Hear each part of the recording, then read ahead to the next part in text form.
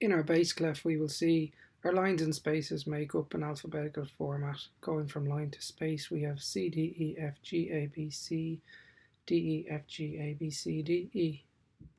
In music, the bass clef gives us our lower notes. Like the treble clef, the bass clef also has 5 lines, going from bottom G, B, D, F, and A. First line G, second line B, third line D, fourth line F, and fifth line A. Then we have our 4 spaces in between the lines A, C, E, and G. First space A, second space C, third space E, and fourth space G.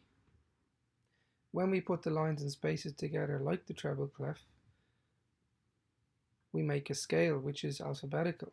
In this case, G, A, B, C, D, E, F, G, and A.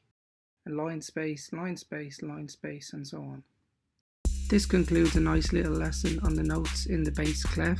5 lines, G, B, D, F, A, great big dogs from America, or good boys deserve food always. And the 4 spaces, A, C, E, G, all cows eat grass.